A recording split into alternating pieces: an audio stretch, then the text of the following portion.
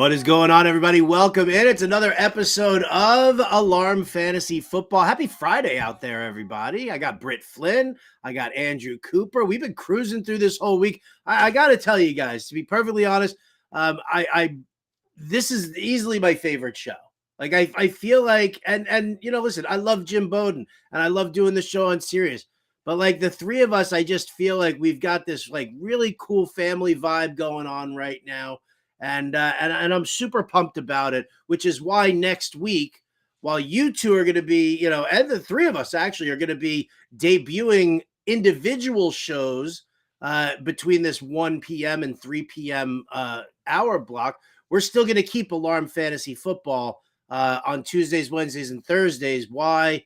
Because I don't want to give up the show with you guys. So thanks for being here. Thanks for being you. Look at Britt's all smiles. Coop's like, oh, I'm going to say something stupid about the Patriots and piss Howard off now. But whatever. We had such a good vibe going just now, Howard. It was so close, dude. It was so close. I couldn't do it. I couldn't do it. It's a defense mechanism when things gets too serious. I was ready to celebrate the wholesome moment. Sitting here just like this, Howard. And you brought the hammer down. And you pulled the temple down on all of us, Howard. Unbelievable. Oh my gosh. Okay, I'm good. I'm good now. This is a lot of fun though. We have a lot of good chuckles on here, right, Britt? And I will say that maybe this specific person who I've talked to about the show is a little bit biased. But it's his favorite show on either podcast or radio. Yeah, it's Donnie Coop's favorite show, that's for sure. Especially she loves Britt for supporting the Dodgers, and she hates Corey Parson, so he's not on the show, right? She'll text me after the show. She'll be like, Corey's got to be nicer to Britt. I'm like, I know, Donnie Coop, I know. And Donnie Coop and I need Donnie Coop's number. So I probably should just connect you guys. So the next season of The Masked Singer, we can discuss our theories. Howard, I don't even watch The Masked Singer, and Donnie Coop will text me and be like, "Tell Britt that I think The Masked Singer is this." I'm like, I do not care, and I will not. I will not tell her. Like, Britt will be like, "Tell Donnie Coop, here's what I'm thinking." I'm like, dude, I absolutely couldn't care less who the Masked Singer is. You got to set up that group chat and then quietly exit right out. I truly should do that. Yeah, but shout out Donnie Coop, she's the best. She watches all these shows, so. Well, hi, Ani Coop. Great to have you here. Thank you so much for joining. And I already see it in the chat. Chris Sellers. What's up, Sellers? There he is, dude. Yo, we got a lot of stuff to talk about here today. There's a lot of stuff going on. Now, one of the things just to kind of carry you guys through what we're going to be talking about today, so that way everybody can kind of follow along. We're going to finally talk about that staff mock draft. I've got the write-up over at fantasyalarm.com. Don't shake your head, Coop. Listen, while I was sniping you viciously in this draft, I was doing it with the sole purpose of helping the family. And we'll explain all of that as we go into it. But we're going to be talking about the staff mock draft. We're going to be talking about how the odds, you guys have been watching the show. Coop's been throwing down odds versus ADP. Britt's been talking odds versus ADP. We've been catching a lot of that stuff on the morning show and on this show. So we're going to be doing that, talking about whether or not the odds add up. We're going to be spicing things up here with our fantasy leagues. It's Flavor Friday. Britt, you want to introduce what Flavor Friday is today? Yeah, so Flavor Friday, for one, it inspired me because I've been getting way too much fast food lately, doing all these shows and haven't been able to cook. And everything that I get in fast food is just bland. It's just normal. And I end up adding a little bit of hot sauce to everything that I get. And I thought, why don't we do this to our fantasy leagues? So Flavor Friday is a way to talk about how to differentiate and spice up your leagues. I like it. I'm going to shout it out to my boy Bo McBrayer, who does the live drafts in Scott Fishbowl with me. So we've gotten a little closer. He's got his hot box batch sauce, which is absolutely phenomenal stuff there. So in honor of Flavor Friday, Maybe we'll just have like Bo sponsor. Maybe what we'll do on a Friday is we'll end up bringing Bo on as a little bit of a guest. We're also going to be doing a little bit of a debate here tonight, which I love this debate. The question at hand, and you guys can chime in the chat. Does PPR scoring dilute the strategy in fantasy football? And I am 100% all in to discuss that. Plus, if you guys ask some questions over at the fantasy football subreddit, at Coupe Fiasco. What's your Sauce McFloss? Is that your Reddit no, name? that's my Xbox name. I'm a man of many names, Howard. You are. My name on Reddit is Coop. There it is. Coop. There it is. Which is also wonderful. Did you ever hear me and Jim Bowden interview one of the guys from Tag Team? No, I did not. You had him on? Like right when they had just busted out the commercial of Scoop. Oh, there it is. So good, dude. So we good. had him on the show because he's a big sports guy. He loves fantasy. And so we ended up, doing like a little cross promotion with him, and it was phenomenal. That's cool, dude. Coop, there it is. I love that, over on Reddit. So we're going to answer your questions throughout this show. Plus, we got another giveaway today, and this giveaway is going to be something fierce. We're talking about a $300 value. That's right. We're giving away a free entry to the fantasy championships over at rtsports.com. So get your trivia brains ready, because I think Britt and Coop have tag teamed this question. We got something really, really spicy coming up later on. So you're going to have to stay tuned. You're going to have to just stick with us for the whole show, because you don't know when we're going to drop that giveaway on you. But it's not coming right now, because what's happening right now, Coop? I don't know. I'm tweeting. Oh, well. That's right. It's time for a little bit of a top news around the NFL. Over to you. Now we go to Britt Flinn for the Daily News. Thank you guys for that marvelous introduction. There have been so many news pieces today, and I'm not just talking popcorn pieces. There have been so many pieces of news come out over the past hour that it was really hard to narrow this down. But the number one thing that I want to talk about is that we've discussed at length Saquon Barkley and his chances of holding out. But now the forefront, another top running back is threatening to do the same, with Josh Jacobs basically saying yesterday that he was refusing to sign his franchise tender. Who are we more worried about in the scheme of things, Saquon Barkley or Josh Jacobs? And Coop, I'll go to you first. Yeah, I mean, it's easily Josh Jacobs. And the difference is, I mean, they've pretty much told us what the difference is. Josh Jacobs doesn't like what they're doing over there. He straight up said that he doesn't like the direction that the franchise has been going in, and he doesn't even want to be part of that franchise. Whereas Saquon Barkley has basically said he's playing the nice guy card. He's saying, I just want to be paid properly. I'm more than a running back, which he is. I love the Giants. I love New York. I want to be here, right? They want to give me 13 million. I just want 15. Is that big a difference? Is that big a deal? So Saquon, he actually wants to be there. Whereas Jacobs, I don't think he could care less, man. And the way they used Jacobs last year, I would be sitting there and looking around at guys like DeMarco Murray, who the Cowboys absolutely ran into the ground and then said, all right, see you later. And, he went to Eagles, Tennessee, and then his career was over. Like, if I'm Jacobs, I'm saying, why am I going to bust my hump again for this guy if they don't want to pay me? So Jacobs, there is a little concern there. Whereas Barkley, I think they figured it out. I mean, I don't really, I don't fear the holdout, because while, yeah, Jacobs could turn around and be like, I don't want to be here with you guys or whatever. We all know what quitting on your team is all about, and holding out, on your team. And it's not a good look, first and foremost. And then, on top of that, who's going to want to pay you after that? Nobody's going to want to pay you after that. I think impact wise, from a fantasy standpoint, because I don't believe that Saquon's going to hold out. Like Coop said, they're like $2 million apart. Please. I mean, that's sitting in Brian Daboll's sock right now with what they paid him to come and coach in New York. So I'm not so much worried about that. I don't think Jacobs would hold out. What would be a bummer is and I'll say this, for keeper league people, because last year Josh Jacobs was like an 8th round pick. Nobody was touching Josh Jacobs. And even in a keeper league, let's say you were keeping like 3 or 4 guys, Jacobs was probably like a 2nd round pick the year before that. And so nobody was taking him or nobody was going to protect him. So now all of a sudden you're looking at, okay, I've got an 8th round value here in Josh Jacobs. So I want to keep him.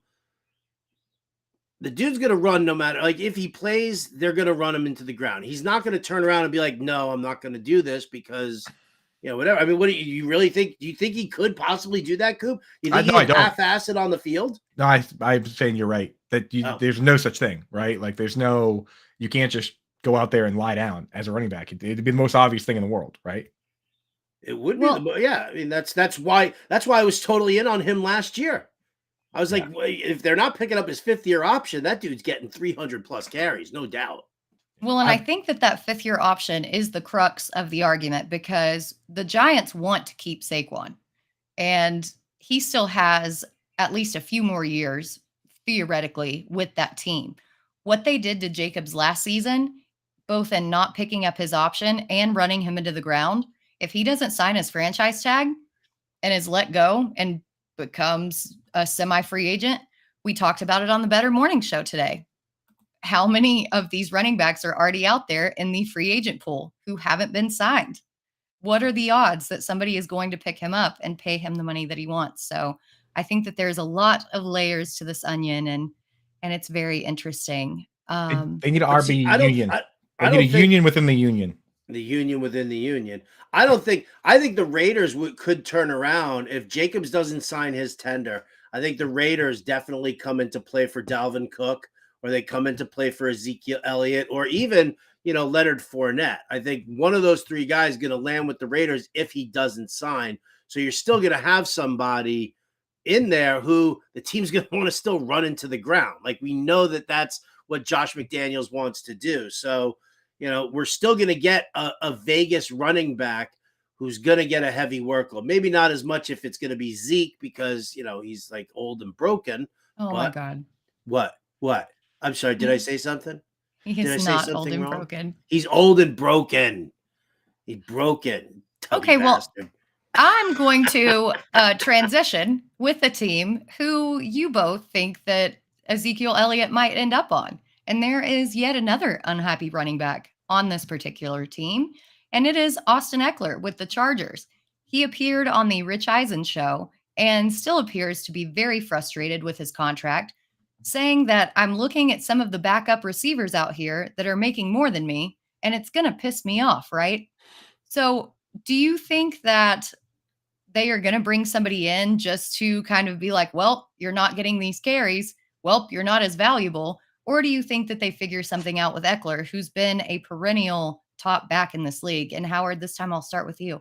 I think regardless of Eckler popping off right now, the team was looking to bring somebody else in because you have to have a short yardage guy and somebody who you can trust to run between the tackles, and that's not Joshua Kelly.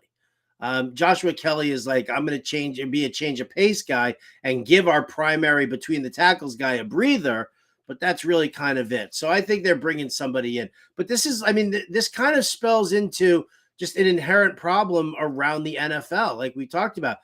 Coop, when Evan Engram retweeted you last year because you made the comment about a wide receiver 3 or 4 making more money than a top tight end, and what's going on there. Teams aren't paying running backs. I mean, literally all of every team's money is being invested in defensive players and quarterbacks.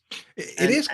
Oh, sorry. I thought. No, please go. I was gonna say it is crazy though, because like what I said with Engram, I was like, this guy is a slot receiver. That is one of, if you really think about it, people are, in their mind, they're like, Engram's not a good blocker, right? But he's not a good blocker as a tight end. As a slot receiver, he's one of the better blockers, right? Think about Travis Kelce. This guy is a wide receiver, and he's also an amazing run blocker, right? Compared to wide receivers. These guys should be getting more money. Like Belichick figured it out a while ago when he was paying corners to play safety, and he was having the highest paid safety, the highest paid tight end in the league, the highest paid kickers and punters. He's looking at the positions where the league doesn't value them, so you can get the best one, and it doesn't cost you as much as the wide receivers. I mean, the one time they did get a wide receiver, he caught 23 touchdowns, but so that might not have been a good idea, but he was ahead on the other front. With Austin Eckler, I actually just tweeted yesterday, I pulled up the stats. Everyone calls Deebo Samuel like a wide back, right? Because he gets all these carries. Over the last 4 years, Deebo Samuel's been in the league for 4 years. Deebo Samuel over that period has 340 targets, 123 carries. 123 carries, that's a lot. Austin Eckler over that period has 394 targets and 658 carries. So who's the real wide back? This guy's got more targets than Deebo Samuel. Over the last 4 years, Austin Eckler's in the top 30 players for targets. This guy is, I mean, we're talking, he's number 28 on the list. Oh, and with wide receivers, it's crazy, man. So when he says that, when Saquon says I'm more than a running back, these guys are right, man. Like these guys in particular are being used that way. So pay that, in the words of, I believe it's Rounders, pay that man his money. Pay that man his money. Yep. And I think we could discuss this, but I'm just going to throw this out here. We don't have time for discussion on it, but I think that there needs to be kind of a sliding scale, and that's something that the NFLPA should discuss in their next arbitration agreement. If you play X amount in this role, if you get X amount of targets, if you do this, like for tight ends, for example, if you get targeted like this and don't block like this, for running backs, if you get targeted and only have this many carries, there needs to be a sliding scale, because not every player is created equal. And that's what's causing this division in the pay scale. And something needs to be addressed about it. And again, like I said, we can go on and on about it, but we don't have time. So I'm just going to switch over. Ern, do you got the popcorn? Because I think we've got some popcorn. Pop it up, Ern Dog. There we go, dude. All right. What do we have for fluff today? Where's the fluff? So after the ESPYs, Chris Jones posted that he enjoyed hanging with his boys. And DeAndre Hopkins posted a comment underneath it saying like something, can't wait to be there or hope that I'm there. And then Chris Jones retweeted or responded with the fingers crossed and a thumbs up. So do you think that that is going to be something that the Chiefs make work? Or do you think that it's just wishful thinking? And Coop, I'll go back to you. Oh boy, that would be something. Howard, I know you've talked about how amazing that would be for fantasy football. And actually, now that the Patriots aren't front runners and top dogs, I think it would actually be really funny. Because like as previously with Tom Brady and stuff, it's like, no, we don't want the Chiefs to be that good. But if the Chiefs are just going to keep winning and waste the windows of guys like Josh Allen and Joe Burrow, that to me is kind of funny. So maybe DeAndre Hopkins waste the window of Josh Allen and Joe Burrow. That's spoken like a true Pats fan right there. Well, and a Treylon Burks fan. Please go to Kansas City. Oh yeah, right. Yeah. For all the Chigakonkwo lovers out there. I need it bad, dude. I need it real bad. So, listen, I said this was a perfect landing spot for him, ages ago. I would love to see it happen because you know what it was? I'll tell you exactly what it's like, Coop. It's like when Tom Brady was gifted Randy Moss. Right. Now all of a sudden you're gifting DeAndre Hopkins to Patrick Mahomes. And he deserves it. He definitely deserves it. Listen, what he's done and how he's made things work with the receivers that he's had. And listen, I love Tyreek Hill, and Tyreek Hill is just crazy, crazy good. And Mahomes and him were unreal. But, we also had Tyreek Hill dealing with a lot of injuries at that point too. So I'm just enamored with the possibility. And that's not just because I've stacked Mahomes and Kelsey with other players. And I have lots of shit. I'm like super giddy. I've had this amazing day today. I've like been working my ass off since 4 a.m. today. I've been getting all this crazy work done. I'm doing this show with you guys. I'm getting great news on the personal front from friends and family. And so I'm like, this is like DeAndre Hopkins to Kansas City would be the just the cherry on top of my sundae. And I got like an ice cream ring right around my mouth right now. Beautiful, dude. I stepped in cat Cheetos and I'm still not mad because the day has been so good. Just one of those days, dude. Hey, well, since we're in such a good mood, are you a cat owner at all? No, but my sister's got cats, and cats are fine. I like cats. Does she have dogs. a dog They're too? Cool. She's got 2. She has, dude. Her dogs are practically horses. She's do got the dogs eat out of the litter box and drag out cat Cheetos? They do. Yes, so you get it. That's the way dogs. We call that because they're called cat Cheetos in Britt's household. In my household, it's just called almond roca because of the way it looks. So hit your sister up there and ask her what she calls it. I'll see what they're called over there. Since we're in such a good mood, Britt, I gotta ask: do we let this Kyle Phillips truther onto our Tennessee bandwagon, or does he not get a seat? I mean, you can be a truther about Kyle Phillips. I think that his athletic profile is a lot less than Treylon Burks. I think that he'll be a piece, but it's going to be like a Nick Westbrook-Akini situation. I don't think that offense facilitates the volume that Kyle Phillips needs. But you know what? Go get your guy. I'm not going to tell anybody that they're wrong. All right, you can come on. You can come on, but you got to sit in the back.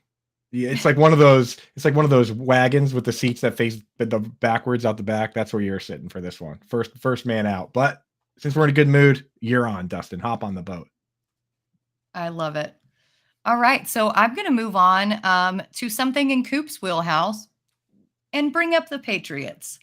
I know that Howard did not want me to do this, but the Boston Globe has suggested that Bill Belichick's friends say that this may be a make or break season for the Hall of Fame coach. Is this just a scorned writer looking for clickbait, or is there something to this after not making the playoffs without Tom Brady? Let me take a look at who wrote this. Oh, Connor Ryan. He's actually there because there are some people. The thing with Boston is that there's a list of people that when they say something, you just say, never mind, right? Like if it comes from Michael Felger or Tony Maserati, you can just ignore it. If it comes from Evan Lazar or a few of these guys, right, then you're in. But there could be a little smoke to this. But I think I think that at this point he's kind of like godfathered in. If it's a make or break situation for Belichick, I'm wondering if maybe he's going to either retire or he's going to ask to go somewhere else. Because I just think at this point with Robert Kraft and Jonathan Kraft, there's no way they could come out and just say you're fired. Right. But this isn't a Jerry Jones firing Tom Landry type situation. Like he's done so much here that he kind of has a key to the city, in my opinion. So yeah, I don't think there's any chance they just tell Belichick, force him out or anything like that. No, I mean, I think he walks away on his own. And I think that everybody would be fine with him walking away on his own. I think he's still lingering right now because that whole like, well, Brady left you and you didn't make the playoffs and he's won a Super Bowl and that kind of a thing. But I mean, it's so much of a different situation, so much of a different story. Tom Brady running that offense in Tampa Bay with weapons like Godwin and Mike Evans and Cameron Brate, like even the fringe receivers on Tampa Bay were probably better than the number 1 and number 2 receivers for New England. So I think he's kind of lingered into doing that. But I think that if there are issues at all this year, I think he'll just happily walk away on his own. I think he's definitely earned it. Right. And I don't even think that I don't think he would be good for broadcasting with the way he mumbles anyway. So maybe he's like, maybe he serves as a consultant somewhere. Maybe that's what it is. Maybe he just sits there and he works behind the scenes as like a director of player personnel or something like that. But maybe he'll write a book on how to run like the Navy triple option with 3 fullbacks, like he's always wanted to, right? Like he'll go to Navy. A tell-all Bill Belichick book would be amazing. Yeah. With the dog as the ghostwriter. I just want to know exactly what Ernie Adams did. Like, what was his job? Like I feel like that guy was an absolute mystery man, just down in the basement of Gillette doing something top secret. But what is it that Ernie Adams worked with him with the Browns, and then for like he just retired for he worked 25 years with the Patriots. What? And no one has any idea what that guy does. No one has any idea. What even was his title? Spygate. Yeah, Spygate aficionado. Honestly, that actually might be what he does, dude. Head videographer. Yes. Nobody knows, dude. Ernie Adams, the most mysterious man in football. All right. So speaking about another mysterious man, but not mysterious because we know his skill set, just mysterious in the way that we think that he's going to be used. Antonio Gibson came out and said that he wants to line up more at wide receiver this season and thinks that he, quote, hasn't shown his position. Are we juicing him even more in our fantasy drafts than we already have been? And this question is purely for me because we know that I have been juicing Antonio Gibson, but this just confirms my bias. Howard, what do you think? I think that I will just verbally retweet anything and everything Britt Flinn has said in recent times here. But I mean, listen, it makes sense. Eric Bieniemy is going to bring that Chiefs offense over. I actually had this debate with Jim Bowden on the alarm show yesterday. He's like Mr. Brian Robinson. He thinks that Brian Robinson is going to be or can be or should be a 3-down back for Washington. I'm like, the dude doesn't catch passes, right? I mean, his yards after contact are not great either. So, I think that Gibson is much more of a dynamic player than Brian Robinson. The thing is that he has been completely misused in this offense since the day he showed up to camp in Washington. You can't tell me that a hybrid wide receiver running back from Memphis, all right, is going to come into the NFL and you're not going to target him at all. So I think that was kind of an issue there. I don't think he fit well with the scheme. I think he fits well with Bieniemy's scheme. So we'll see what happens here. I mean, obviously, yes, he wants to line up more as a wide receiver because who else is there? You got Terry McLaurin, you got Jahan Dotson. You need somebody else in there. So you might as well try and use Gibson at the slot. No, yeah, that's what we say every single year. And we convince ourselves every single year. And I fall for it all the time. And it never, ever happens. Tony Pollard, going to play the slot. Kareem Hunt, going to play the slot. The only wide receiver the only running back over the last 5 years to run even 100 routes in the slot was Tariq Cohen. You know who the leader is over the last 2 years in running back slot routes? Kyle Juszczyk. There's insane. Running backs do not play the slot. That's not fair. Last year Christian McCaffrey was one, obviously, because he's probably the only dude that actually can play slot receiver because he's amazing. Number 2 was Juszczyk, right? And on the list at 4 was Patrick Ricard, another fullback. It's like running backs don't play slot. The problem you run into is it sounds like a great idea until you get into camp and there are professional slot wide receivers on the team who are just better at playing their own position. So as much as I love you, Britt, I do think he's going to catch a lot of passes out of the backfield, but Curtis Samuel might be better at catching passes out of the backfield than he is, and definitely out of the slot. So if Curtis Samuel goes down, maybe. But if anything, I'd be worried that Curtis Samuel is going to take some of his snaps in the backfield. Well, you brought up Tony Pollard, but Tony Pollard, even though he didn't line up in the slot, still had 55 targets last season. That's fine. And I think that is really going to lend itself to, even if this scheme doesn't work out exactly how we think that it's going to work out, he's still going to get targets. He's a good receiver. I think they're going to get targets, but playing slot wide receiver is the dream that everyone, like every year, it's like he's going to play wide receiver, and then they don't. Every time, any position there, right? Kyle Pitts. Oh, he's going to be in the slot the entire time. He's not going to line up as a tight end. I'm going to throw this to you, Britt. Would you rather invest in Samaje Perine as the pass-catching back in a Sean Payton, Joe Lombardi system, or Antonio Gibson in Eric Bieniemy's new system in Washington? Okay, so if you're asking me just straight up, like no ADP involved, it's going to be Perine. Okay. But there's still been such a gap between Gibson and Perine that I've been able to get both of them. So just cue that meme. Why not both? Why not both? You know who's third in slot snaps? The guy that I like in that range, Devin Singletary. Why is Devin Singletary playing the slot? I don't know. I like him too. But they got Tank Dell, and Tank Dell's going to be it. But anyway, we've got to move on. We've talked enough. Little tiny Tank Dell. He's the quintessential slot. He's a tiny man and who's fast. Like I got some Tank Dell on me. Anyway, speaking of Darren tiny men, right here too. There he is. I've been looking for you. Oh, hi, Danny Woodhead. He's all the way down here. Hanging out with Rondell Moore.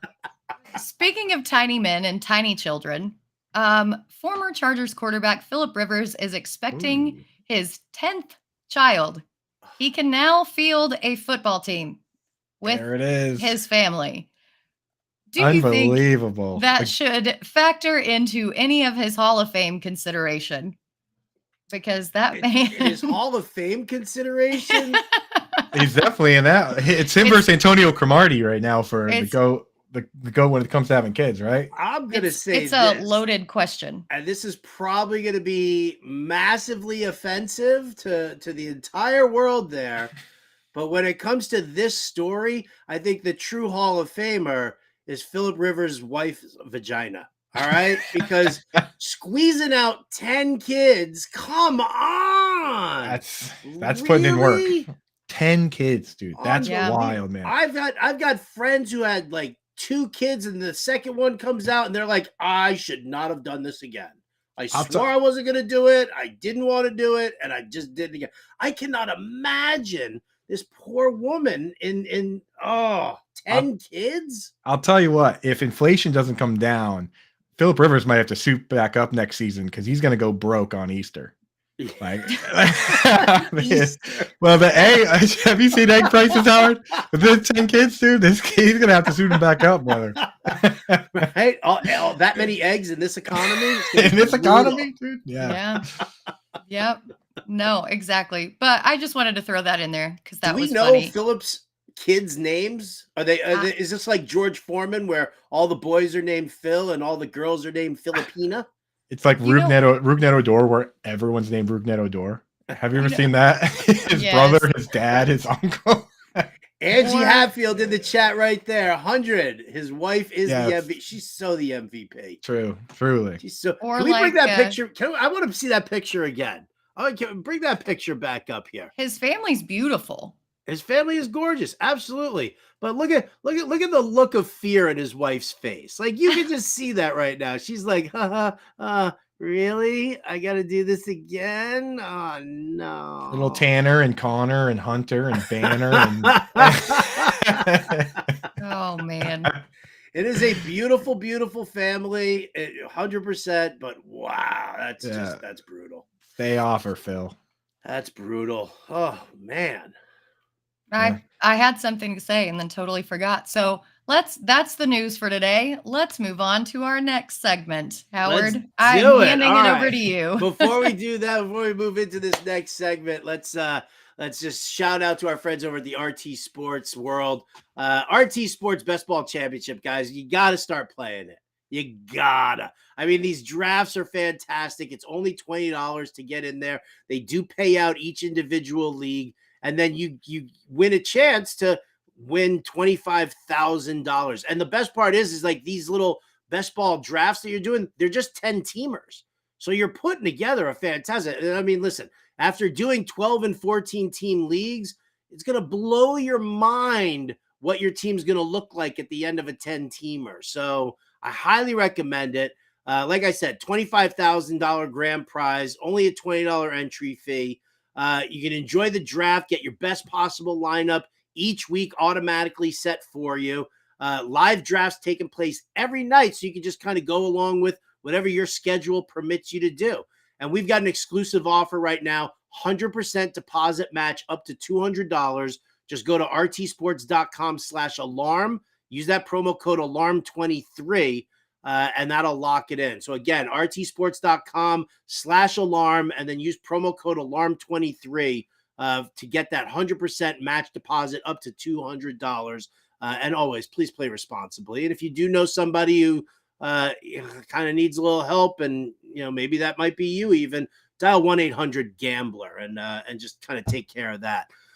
So big shout out to them. Again, later on in the show, we're giving away a $300 entry to their fantasy football championships as well. And that's $500,000 total big ass prize. So, but that giveaway is coming a little later on. What we're going to do now is we're going to talk about our staff mock draft that we did over at fantasyalarm.com. You can go over there. I've got the full write-up over there.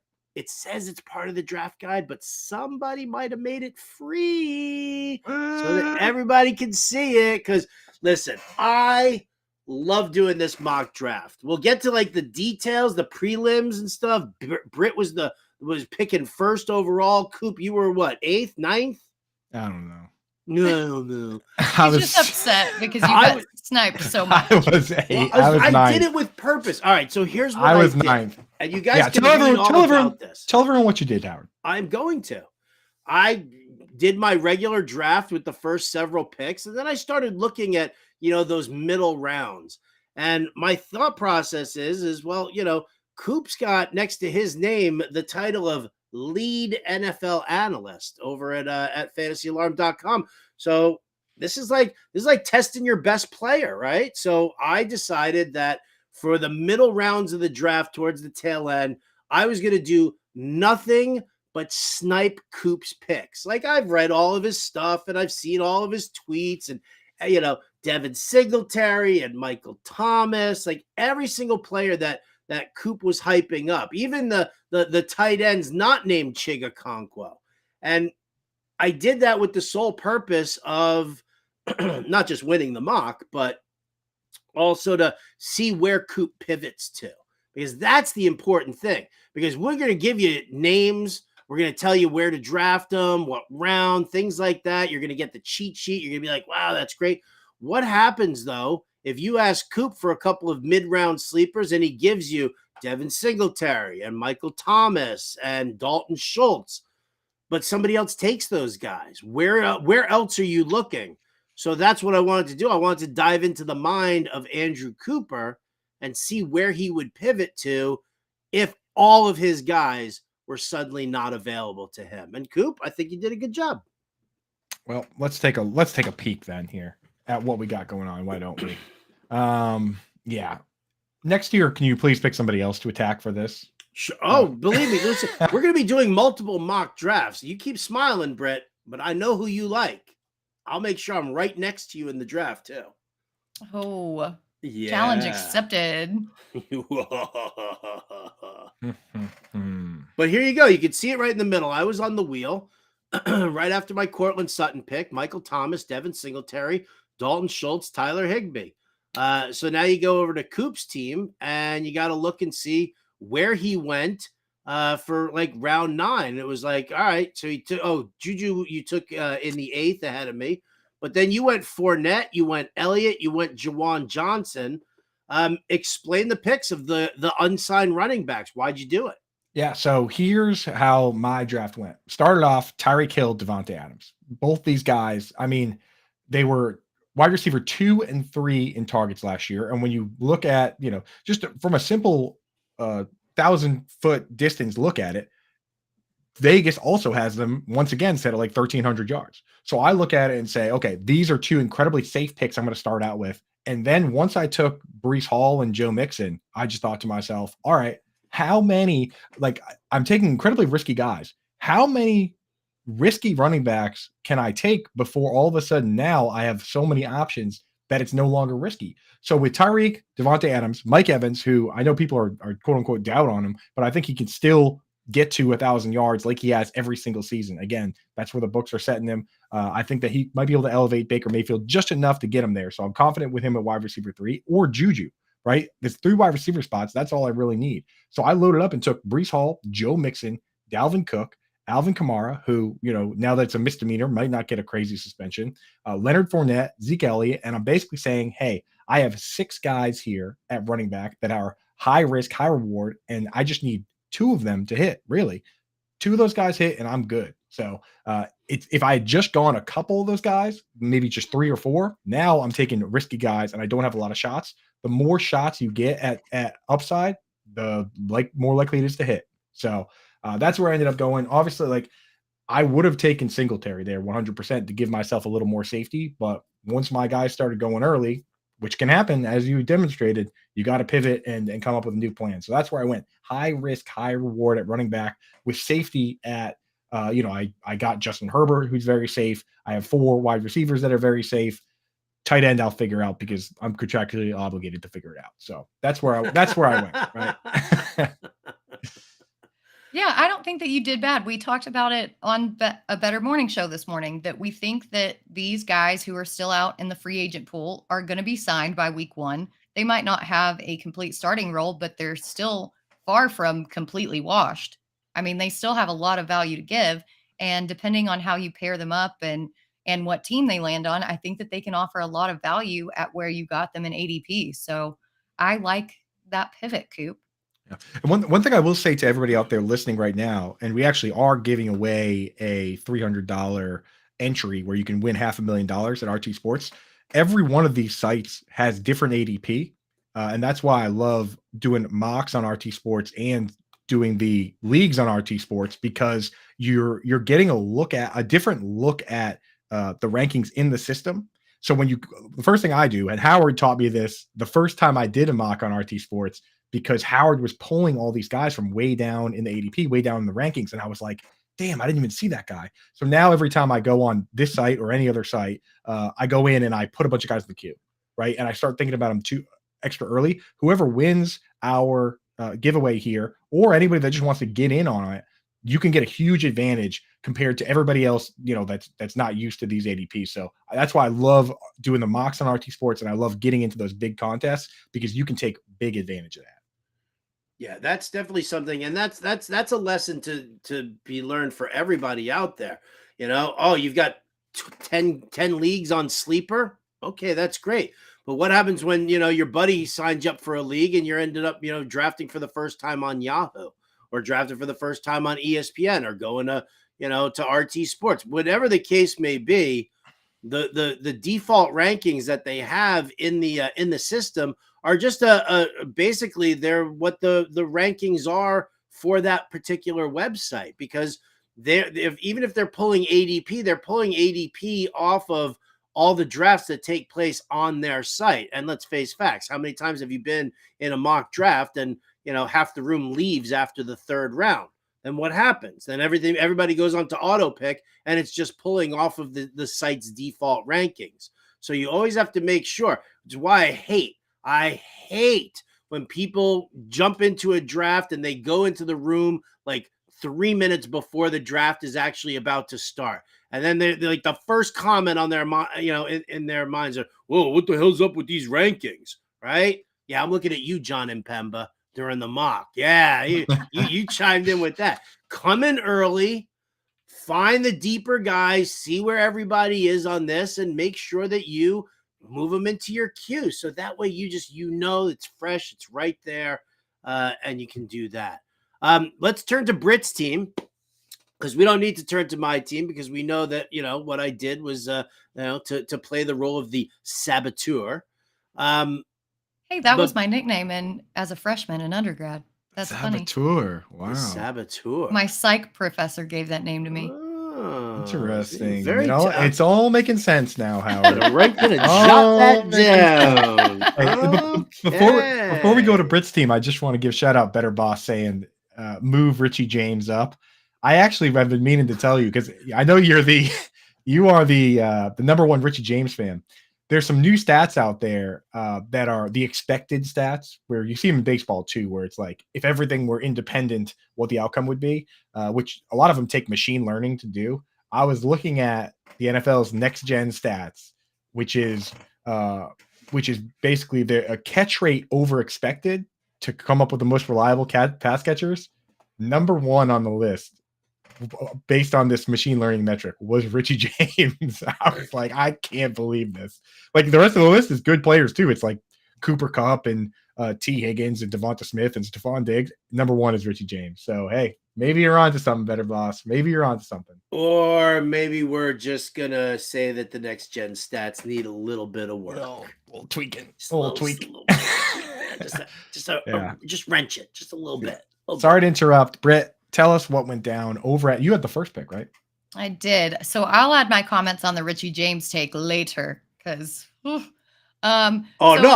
you can't set it up like that. I want to hear the comments on the Richie James take. Yeah, let's hear it now. I just think maybe that with the Giants receiving core, the results may have been a little bit skewed. The saboteur strikes again. The saboteur, ladies. Yanking the heart out of our own Matt Deutsch. Unbelievable. I'm not saying definitively. Unbelievable. Again, I need Britt. to look into it more, but I'm thinking that maybe that's the situation. You But no, don't need to look into it more.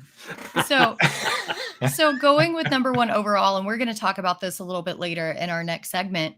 But I was really debating taking Justin Jefferson or Jamar Chase, because according to Bob Lung, who does the consistency guide and puts on the Fantasy Football Expo and just does excellent work all over the place, he believes that Chase is the more consistent of the two and has the higher upside. In this mock, I didn't want to just kind of go crazy like that guy taking Tim Tebow in the first. You know what I mean? I just wanted to go consistent. I know that Jefferson has a high upside. Whether he ends up as 1 or 2 is kind of immaterial to me. So I went with him. And then I kind of just did what I do in a lot of my drafts. I got my anchor in third. I got a very high upside quarterback, and then started filling out different positions. I got Gibson and Pirine in back-to-back rounds, like I spoke about earlier, which I love. Handcuffed Najee Harris with Jalen Warren.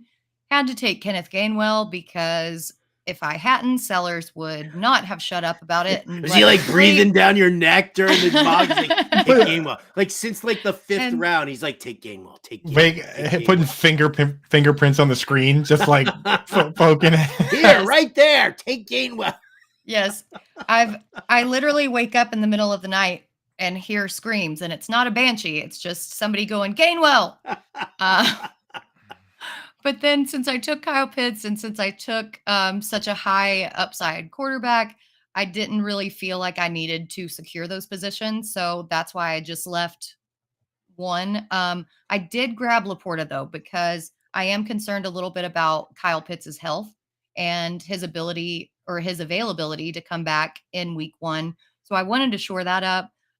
With that Laporta pick, Howard, I needed a tight end, and Howard knew it. He smelled blood in the water, so he went back to back Schultz and Higbee. So I was like, just a quick thought process here. I went Leonard Fournette, and then I was gonna take one of Schultz or Higbee. Howard took them both, so I was like, screw it, I'm taking Zeke. And in my mind, I'm like, I'm just gonna get Laporta next round. And then you took Laporta, so the two of you guys at the ends of this draft, man, just completely skewered me. Go on. That's a great lesson, to never think that somebody is going to come back to you. If you think that you need this guy and that this is the person that you want, take them in your draft. And we have seen that in Scott Fishbowl. Hayden Hurst got picked in the 14th round in my draft, and he was in my queue. I let out an audible scream because I was like, there's no way he's going to go here, but he did. So just like get your guys, you know. Then I finished up kind of lame. Broncos, kicker, altitude, whatever. Chiefs. But see, you know what? So you throw that statement away though about the altitude. That's something that like you and me and Coop take for granted. Bob from accounting has no, like, the thought process isn't there as far as like, oh, higher altitude. Ball travels further. That's listen, I loved having Brandon McManus as my kicker for years. Absolutely. Yeah. And with Sean McVay and having, you know, hopefully much more offensive or effective offense. Yeah, he's going to get lots of opportunity. Then the Chiefs, I kind of like what they did with their defense in like a sneaky way. And then I had to take one Cowboy on my roster to finish it off with Michael Gallup. You taking 2 defenses to game the rankings. It's not 2 defenses. One's a kicker and one. Oh, okay. Kicker and defense. Okay. That's fair. No. So actually, sorry, I got the colors matched up or mixed up. I took the Broncos defense, but I took the Chiefs kicker. Okay. That's the color legend. But either way. Butker. Did they give us scores? Don't we usually get scores when we do these? Yeah, usually I don't even bother. I don't even bother like clicking the button because I know that there's like a fantasy alarm evaluator on there. But listen, for those of you keeping score at home, draft evaluators, draft grades, everything like that, stupid. Even don't ours mean a thing. For me, if I click it and my team is like ranked 1, then it's a good evaluator. You know you're in trouble. No, Yep. if Yahoo gives you an A+, then you had a terrible draft. I'm telling you right now, if anyone gets an A+ on Yahoo, because you have to draft like 2 kickers and 2 defenses. Like if you get an A+ from Yahoo, then pack it up, dude. You want to live in that C- range, dude. That's where the stars are. You do. You definitely do. All right. Well, let's listen, guys, the and girls, the mock draft write-up is over there at fantasyalarm.com. It says it's part of the draft guide, which it is part of the draft guide. But you know what? This was like, for me, this was a fun mock, and this was something great to see. Like, watching Coop's reaction. Again, yeah, Britt, we'll do another mock next week, and see what happens. Watching you. I got you. Make your Twitter private the week before. That's the trick, dude. Because my tweets, Howard was posting my tweets in the article. In the article, read it. I had to do it. So, but go and check that out. No doubt about it. We'll be doing more mock drafts as the draft season continues. In the meantime, here, let's talk about other draft season tools that we like to deal with. And here we go. We've been talking a lot about what the Vegas lines look like, what the ADP looks like. Who wants to start this one off here? Which one of you? Britt? I'll just jump in because I know that Coop has been looking at Vegas lines as far as like yardage and things like that, but I wanted to look at the Vegas lines as far as like offensive player of the year and kind of compare that to ADP. Mm-hmm. And I found some really interesting nuggets in here. And I just wanted to see if you guys agree with what Vegas is saying or with what the ADP is saying. And all these odds are coming off FanDuel, but the first one that I saw that just jumped immediately right out at me was Jamar Chase at plus 1,200 has better odds than Justin Jefferson at plus 1,400 for offensive player of the year. And that kind of goes back to what I was saying about the mock draft. I was debating taking Chase over Jefferson. He's the consensus 101, but should we be open to Jamar Chase as possibly the number 1 overall pick? I'll go first because I know Howard has the full take because I've seen Howard take Jamar Chase at 101. So I know that Howard is in there, but I'll just throw this in there in terms of these awards, in that these old heads that pick the awards, they simply cannot separate wins from the equation. The success of the team is always part of it. And with MVP, it's often the tiebreaker, right? But they simply can't get it out of their heads that it's an individual award. So if these guys are both amazing and the Bengals are better than the Vikings, then the old heads are going to give the award to Jamar Chase. I think that's why the odds are a little better for him. But Howard, go ahead and tell us why Jamar Chase is the 101. To me, Jamar Chase is the 101 here. Listen, there's a lot of stuff going on right now with Minnesota that's still kind of left up in the air. We know that they're going to want to force feed targets to Justin Jefferson 100%. But what you're also looking at is the fact that you're relying now on maybe it's Jordan Addison, a rookie. Maybe it's KJ Osborne, kind of a unproven, better off in the slot kind of a guy. And yeah, there's TJ Hawkinson there. But what you're looking at is you're looking at double teams. You're looking at top corners. You're looking at floating safety help. You're going to do all of this here against Justin Jefferson, not to mention the fact that, Kirk Cousins is the guy throwing him the ball. So in Cincinnati, yes, there's competition with T. Higgins and Tyler Boyd, but we know that Burrow and Chase have that relationship.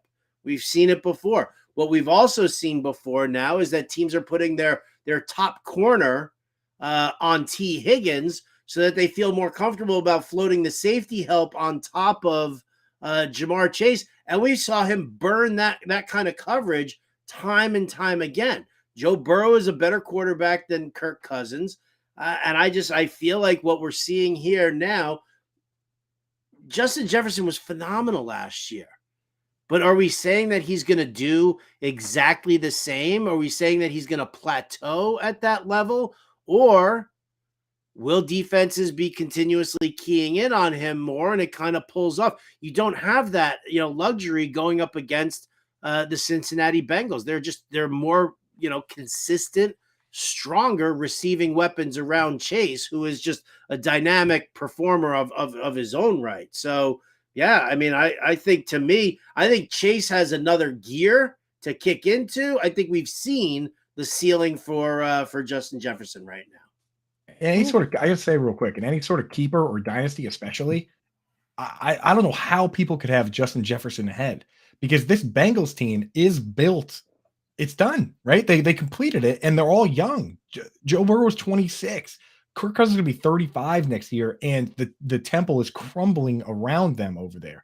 Justin Jefferson, no matter what happens, he's not going to have Kirk Cousins for the next 2, 3, 4, 5 years, whereas Jamar Chase and Joe Burrow might play together forever. So in any sort of dynasty or keeper, it's Jamar Chase by far. And they're best friends, and you know how we love a best friends narrative. Something else that also stuck out to me was that Nick Chubb is at plus 2,000, but he's the second running back behind Christian McCaffrey at plus 1,600. But he's going as the RB6 to McCaffrey's RB1. And this is kind of hinting at a segment that we've got going on next hour. But are we letting PPR scoring skew Chubb's value? And Howard, I know how much you love Chubb, so I'm going to go with you first. I do love me some Nick Chubb. There's no doubt about it. Happily, listen, you know what? Like Kevin Tompkins and I, we fought, right? Nobody saw it. We didn't publicize it. Nobody got video of it, but we fought over that whole Nick Chubb's not a league winner kind of a thing. Listen, that's the problem, is that everybody is so hell-bent on the PPR format of saying, you know, a running back who doesn't catch passes is useless. The dude ran for over 1,500 yards last year, double-digit touchdowns. The dude is an absolute stud. He is the bell cow back. They've had Kareem Hunt. Remember how the last 2 years, Kareem Hunt's going to eat into Nick Chubb's work. But how much work did Kareem Hunt actually eat last year? Like nothing. None. We even saw Nick Chubb catch some passes before. It astounds me that people are so committed to the PPR format that they're going to overlook a talent. Because I'll tell you what, Nick Chubb is without question, to me, the best pure runner in the NFL. The best. And yeah, listen, I love the fact that people are against it. I don't know why they're against it. They come off really dumb when they start debating me on that, and I'll leave it at that. So listen, give me all the crappy odds on Nick Chubb you want. I'll take them every time. Yeah, and the only thing I didn't like about your rant there, Howard, is that you put to me in there. You don't even need to say to me. Nick Chubb is the best pure runner. Like, he's at over 5 yards a carry in 5 straight years. No one else is doing that. Like, he is a star. And it's not just these odds that are good for Nick Chubb. If you look at the odds for the over-unders for everybody's rushing totals, number one, the biggest one, Nick Chubb, set over 1,200 yards. Vegas is willing to say this guy's going to have 1,200 yards. That brings back RB1 money every time. I mean, I've said it before that if you have a big money hometown league where it's like $250, $300 buy-in, draft Nick Chubb and you can hedge your bets. You can buy insurance. Just bet that he's going to have under 1,200 yards. Because if he has more than 1,200 yards, you're in a very good position to win that league. And if he has under 1,200 yards, that probably means he got hurt, and you collect that insurance money. What, put $50 down to win 50 if he gets hurt? That doesn't feel so bad.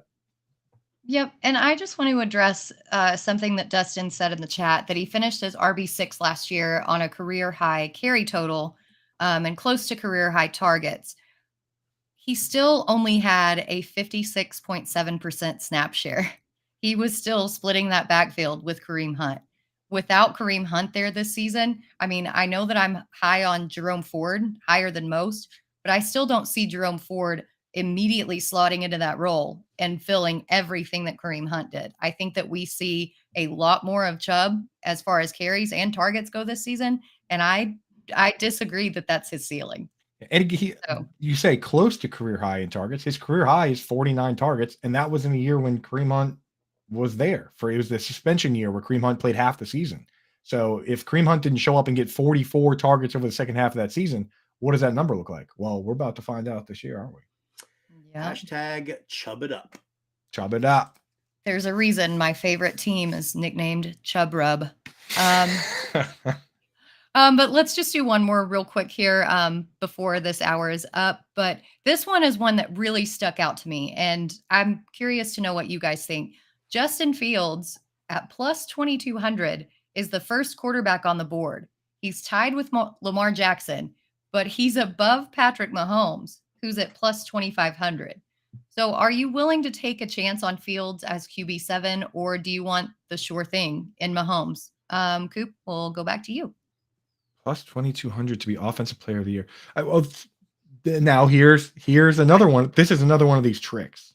Mm-hmm. This is another one of these tricks because Patrick Mahomes is the favorite to be the MVP, and it's very rare. Every once in a while, somebody has just a crazy season like Peyton Manning, 2013, and they just say, give them all the awards, give them both. But most times, especially in the modern era, they give MVP to somebody else, and then the voters give the next award to somebody else there. So I think that it's kind of a trap that Patrick Mahomes is beneath him, because it doesn't necessarily say he's going to be better. The reality is these other guys have much better odds to win the other award.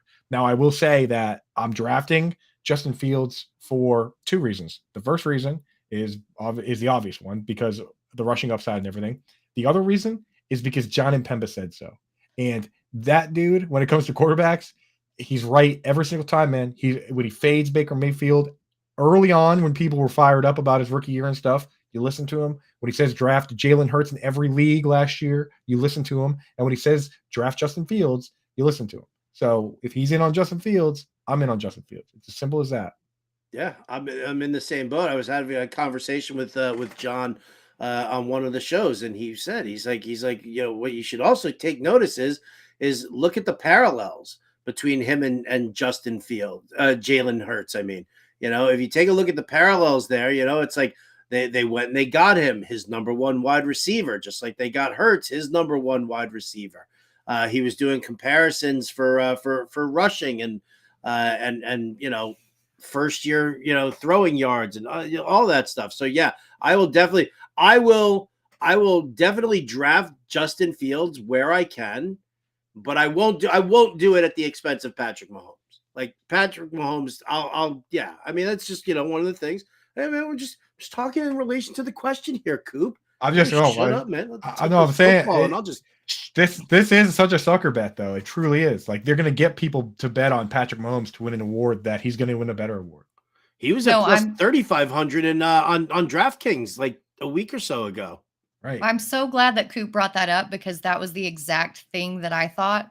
I was like, this is a sucker bet. Mahomes is going to win MVP, and then everyone's betting on him to win Offensive Player of the Year, thinking that he can double up. And John's in the chat. He put up a great stat. 2018 was the last time a quarterback won Offensive Player of the Year. So I think we reserve MVP for quarterbacks. The Offensive Player of the Year is for everybody else. And yeah, it is a little bit of a sucker bet. So this is why you watch the show, guys. We don't want you to get tricked by Vegas. We want you to keep your money and make money. There you go. There you go. All right. We'll be dipping into more odds on awards, odds on props, and in relation to ADP as we go along. When we come back, I want to dive into something Britt created called Flavor Friday, ways to spice up and differentiate your league. So we'll come back to that right after this message from our friends at the FFPC. Breece Hall right now, and I've talked to plenty of high-stakes players, I'm sure you have too, Kev. Had Hall not torn his ACL last year, he might have been the 101 in drafts this year. That's how good he was looking last year, and obviously with the addition of Aaron Rodgers. At the 305, running back 11 behind Derrick Henry and Ramondre Stevenson, right ahead of Jahmyr Gibbs and Najee Harris. Your thoughts on him as a mid-third round pick? How have you been attacking him? Have you been getting him at that spot so far this year? Yeah, if I start out with two wide receivers, Breece Hall is right at the top of the queue coming into the third. If I knew he'd be healthy for week one, I was still a little. Well, he'd be going higher than the mid third. Right. He may go 101 or RB1 at least. Yeah. But I don't think we know that. Even if he's healthy in spring and the summer, I still like if I'm running a team, if I'm the coach, I'm bringing him back slow. Like he's on a pitch count. Like I want him for the end of the season because I got Aaron Rodgers for the playoffs, right? Like even if he's fully healthy, I would work him in slow. But that is actually what you want. Like he's still going to get the high value touches. So yeah, if we know he's healthy, he's a first rounder. So like if he's sitting there in the third, especially when I get 2 wide receivers to start, I'll take Hall all day. Yeah, it almost makes you think that the uncertainty with Breece Hall has made him unfairly fall too far, right? Like because we're talking about the team here in June. They're still hoping that he's ready for week 1. This is not, oh, we'll see what happens. Oh, we're taking it day by day. Oh, we're liking how he's coming along. No, they still think by week 1. And the fact that we have that timeline, I think, maybe bumps him up, especially as the drafting season gets deeper and deeper here in July and August. Maybe we start seeing him go up the boards as well.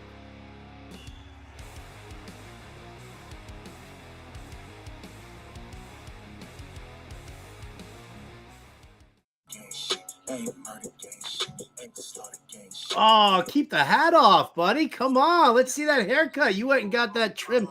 Really? Look at that fade. haircut. Little lettuce there, dude. What did you say? I got the lettuce going today, dude. No, I'm gonna wear my hat. Right. Trimmed up. What is that? It looks good. That fade's nice. Yeah, maybe I'll rock it to the Scott Fishbowl Boston live draft tomorrow. Whoa! That's this weekend? Saturday or Sunday? Mine's tomorrow. I wish it was a different day than the New York one because I would love to have done my draft and then driven over there to hang out with Wolfman and Colton and them, but same day. Oh, such a bummer. I will say, speaking of Scott Fishbowl, I checked my phone during the break. Kenneth Gainwell got sniped from me. So Sellers and I are in the same boat. We lost out on Kenneth Gainwell. Sellers didn't get Kenneth Gainwell and Scott Fishbowl? No, he didn't get. Oh no, he said it in the chat. Somebody took him like 4 rounds ahead of him. Yeah. So we're both awesome, gonna be sad tonight. Sellers, neither one of man. us got Gainwell. The one guy, dude. But let me figure out here. Where did I? Because I got him. I got him in the. Oh, look at that. Oh, Bender in the 17th round. Kenneth Gainwell. I just like wearing a hat, Grande. Yeah, that's juicy. The 17th is. Yeah, no, you can put the hat back on, dude. We're not that upset. Now the chat's getting into me. Unbelievable. You know what the thing is that like you got that pasty white on the side, like you need some sun. I got to get some sun on that. Yeah, you got to get some sun on that scalp. Yeah. What's the this back look like? This is a toupee. Can we see the reverse? What do we got in the back? What? We're just gonna have to get some tanning lights since we're doing shows all day, every day, so that we can get some sun because we are vampires right now. All of us are vampires. I'm gonna get a little setup outside, a little outdoor setup. What do you guys think? I tried to work outside today, but it was raining. Oh. All right, welcome back in, everybody. Howard Bender, Britt Flynn, Andrew Cooper, right here on the Alarm Fantasy Football Show. We got a lot coming up here in this hour, including a giveaway. RTSports.com, $300 value entry into their fantasy football championships. We're going to be dropping a trivia question. Britt, you've got the trivia question handy, don't you? I do. It's all in my brain, but it's also on the sheet. Ooh, all right. So we're going to get to that in a little bit. Mark my words. But in the meantime, Britt's got a little Flavor Friday for us here. So Britt, talk to us. Tell us what it's all about here and how can we spice up and differentiate our fantasy football leagues? Yeah. So I was thinking about it and when you only play a couple leagues, having standard normalized scoring is fine. But when you play in as many leagues as we play in, playing the same format over and over and over again just gets a little bit boring. And so I started thinking about ways to alter scoring, different incentives to include in your league, different ways to structure draft strategy. and thought that it might be interesting to talk about that so that for the other people who play in a million leagues like us, that maybe make it a little bit more interesting. All right. So Pemba, you didn't send me a fantasy alarm hat. Unbelievable. I thought he was talking to me, right? That's why I was like, all right, here we go. Sorry. I've been telling you guys. My bad. I got my tight end whisperer hat that Ani Coop made for me. Yeah. Ani Coop made that. I love her even more. Where was she in 2016 when the tight end whisperer first emerged? I know, dude. Thanks a lot, Ani Coop. We'll have to get you one too for the brotherhood tight end whisperers. The brotherhood of the tight end whisperers. All right, well let's talk about ways to kind of set things up. What give us some options here, Britt, that we can vote on. So maybe we just do a staff league and we spice it up that way. Yeah. So one of my favorite leagues, I mean, there are crazy things that you can do. You can do bonus scoring for big plays, which I've done before. But my favorite different league that I've played in, it's my big money home league. It's a bunch of old former bartenders. If you're still in the chat, yes, I'm talking about you. And the commissioner is an ad guy. So he's constantly coming up with ways to change the league and make it more challenging. Among some of the things he does, which is adding positional IDP players. It's not just one IDP spot. You have 5 IDP spots. We also play one head-to-head matchup and one points matchup, meaning even if you lose, but you're still the top 6 in points, you can go 1-1. So it gives you a little bit more leeway to win, not just based on luck, or if you're, somebody goes off against you that you're playing with. He also awards trophies based on, for example, the highest scoring player of the week. And then he takes trophies away if you get a 0 on your roster, or if you're the low scoring team of the week. So these trophies kind of act as a tiebreaker for the playoffs and can also help determine seeding and bonus fab going into the playoffs. So there's really a big incentive to continue playing throughout the season, to not just kind of cash out when you're like, oh, my team sucks, everybody's hurt, I'm done with it. And it's a really fun way to just keep everybody involved throughout the season. That's pretty cool. The trophy aspect I kind of like because, one of the things, and Justin Fensterman will tell you guys over and over again how I make fun of him because he does like weekly payouts and he does, all sorts of things. And I said to him, like, well, you might as well just get a participation trophy for everybody. Like, what's, that's the part that I don't agree with. I do like trying to incentivize people to not give up. I don't want that 4-7 team to not set his lineup because he knows he's not making the playoffs. And, and you end up creating basically a bye week for a team that's on the playoff bubble. So I do like coming up with different ways to incentivize people, in that fashion. And the trophy aspect of it does that without affecting the pot. Like if you have, what I'm saying, if you have an entrance fee of $100, that's still going towards the winner of the league, as opposed to, the winner of the league wins like an extra $200 because you've made payouts to everybody throughout the entire season. Yep. Yeah. If you're going to do that, it has to be a big money buy-in league where the payouts are only a small portion of what the total is, right? Because it's like if you're doing a $50 buy-in and paying out weekly, it spreads it too thin. My favorite wacky rule that one of my leagues has is my hometown dynasty league. It's 12 my good buddies, and the rule is this: if one of your players gets released in real life while they're on your roster, you need to take a video of you chugging a beer and send it to the group chat. So that's what I'm about. Every August, it's a bloodbath when teams start cutting their rosters down.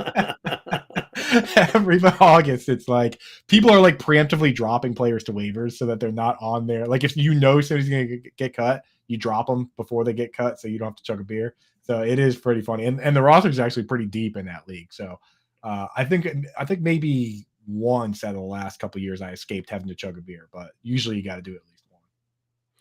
I like also just to not that I'm against chugging beers because I'll do it, no problem.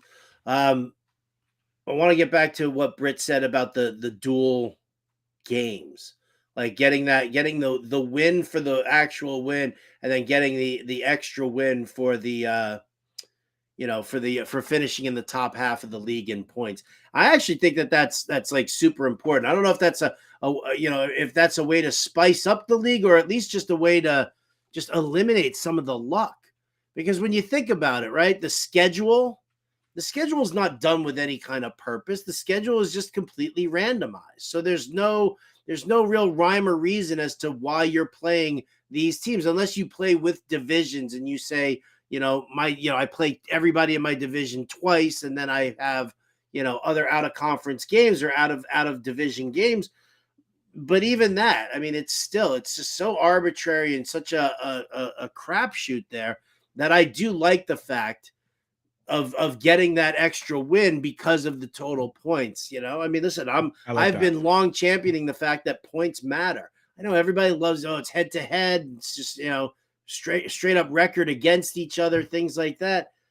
But you don't play enough games in the regular season for that to really kind of take shape. Maybe if you're playing an 82 game season, well, then, you can kind of filter some stuff out there. But, if you're playing 12 or 13 weeks in the fantasy season, you have to factor in the points. And so I like that whole multi-win thing. And I definitely think that because I'm actually looking at creating a couple of new leagues, because that's what I need. I need more leagues in my life. But everybody keeps asking me about, doing new leagues, and I'm going to make sure that, that's something that I'm actually going to lock in there regardless, and just tell people, listen, this is how I'm setting up the league. There is no league vote on this. This is how we're going to track wins and total points, and this is what the playoff structure is. So spicy there, Britt. Spicy, and I like it. You know what? And I have one more thing to say about that, because it was when we got our second dog. Sellers and I were playing a matchup against each other, and we were sitting at a bar. We were watching the game. The game went into overtime, and the bartender had said, well, you guys are so close together, I guess whoever wins gets to name the dog. And his player was one of those players who went into overtime. And I lost by 0.2 points because of that overtime. So he didn't name the dog. The bartender still calls the dog the same name that he suggested for her, but that's a different story. But that would have eliminated some of that pain of losing by 0.2 points in overtime. That 2.2. Yeah, I was just going to say that the dual outcome type thing, what needs that is the home run derby, right? Like for Julio Rodriguez 41 jacks, and then he still lost. Yeah, crazy. Britt, put in the private chat, what's the name of the dog that the bartender calls? I'm like, you guys keep like throwing these things out. You're like teasing, leaving me wanting more. Right, more dog. More. I won't blurt it out, but I need to see what it is. Well, I'll just say it. So her name's Gypsy because Grizz, and then I was trying to figure out her name on the way back, and Gypsy by Fleetwood Mac came on, and I'm like, okay, we've got 2 G's. The bartender wanted to name her Fartbox, and still, when we bring her in to this day, and she's all grown up now, he's like, "Is that Fartbox?" He still refuses to call her proper Christian name. I like this guy. He just goes with Fartbox. Yeah, me too. Listen, Sellers, he's like, we should have stuck with Fartbox. Yeah, right. Such a great name.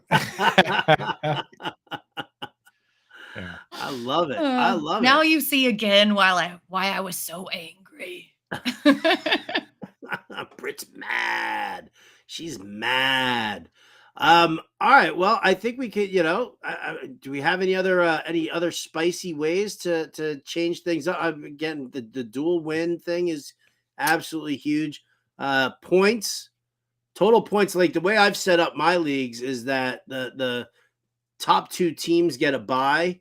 The next 3 teams that get in are based on record. And then that last team is the remaining team with the highest number of total points.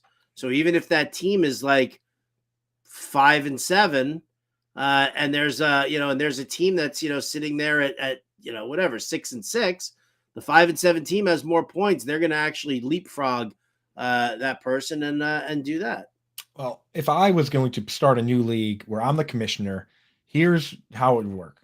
You play the year, right? Matchups, the whole thing. And then when playoffs come around, I personally look at all the teams and I decide what teams are good and make the playoffs. And I decide what teams are bad and those teams are out. And if you got injuries, I'm sure that goes over real well. I don't care if you're 10-3. If you have too many injuries, you're out. Your team stinks now. My teams are obviously always going to make it because they're just underperforming, but they're very good players.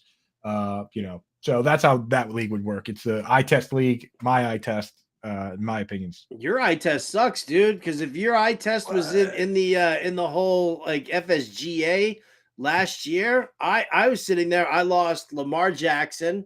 And then I backed him up with Ryan Tannehill, and I lost Tannehill. So there I am in the playoffs. Now, like also early on in the season, I lost Javonte Williams. I lost Rashad Bateman. And I like scratched and clawed and whatever. I got off to a really nice start, and then I scratched and clawed my way through the rest of the league. And then there I was, basically being carried into the playoffs by Travis Kelce. And I ended up winning the whole thing with like all-stars like Gardner Minshew and Isaiah Hodgins. Like, these are my guys. So, my team would not have passed your eye test, and then I would have missed out on the playoffs. And then what happened, Coop? You would have been a paper champion. You would have been eliminated, and you would have deserved it. And someone with a better team would have won. Like, in my league, the best team wins. In fact, that's how the playoffs work too. And we just at the end, I just look at all the teams and I say, this team's the best. Well, so speaking about best teams, I have one more little final idea for dynasty and keeper leagues that I think might be like a Super Bowl. I think that it would be interesting to have a side championship like every few years between former league winners.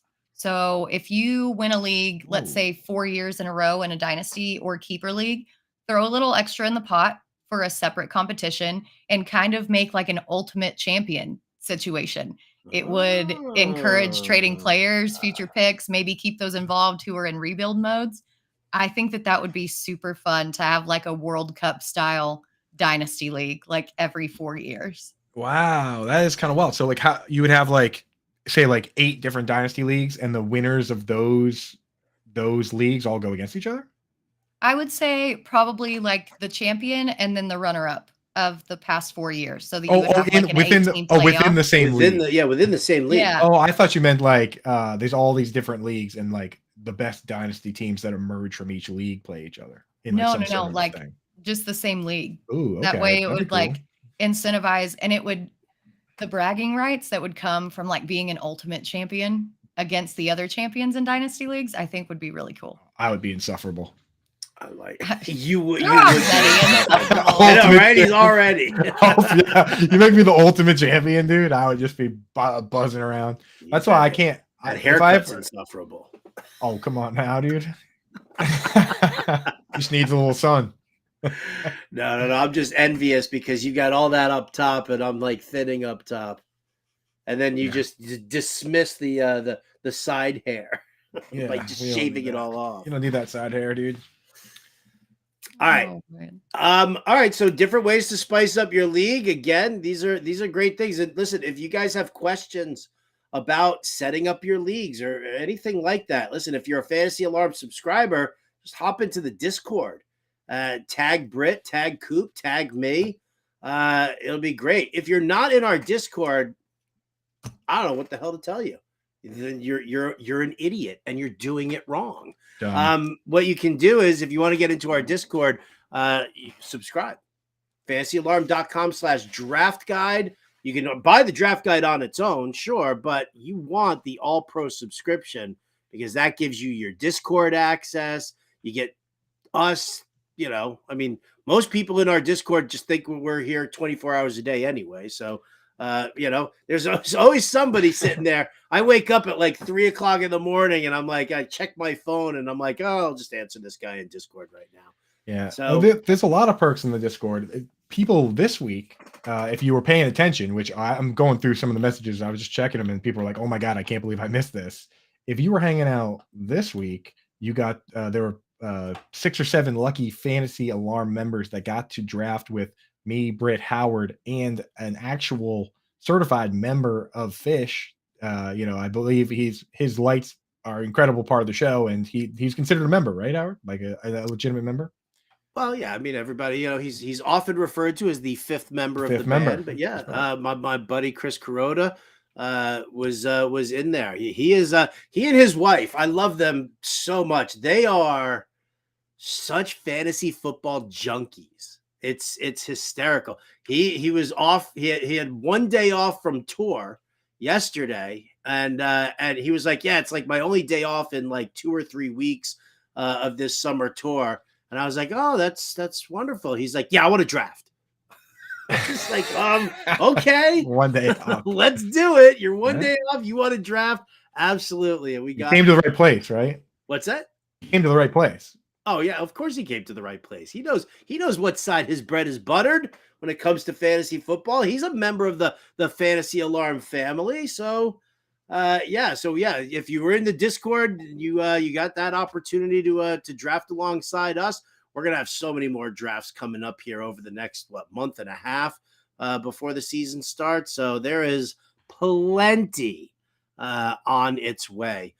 Do we want to do our debate topic, or do we want to make one lucky viewer super, super happy? What do we want to do? Let's make our viewers happy. No. Debate first. Make them wait. Make them wait. I see you guys trickling in. Let's do this debate. I want people participating, and then we'll give somebody a chance at $500,000. So you're getting a $300 entry, and you get $500,000. They can wait 15 minutes. Well, then they can wait 15 minutes while we debate, does PPR scoring dilute the strategy in fantasy football?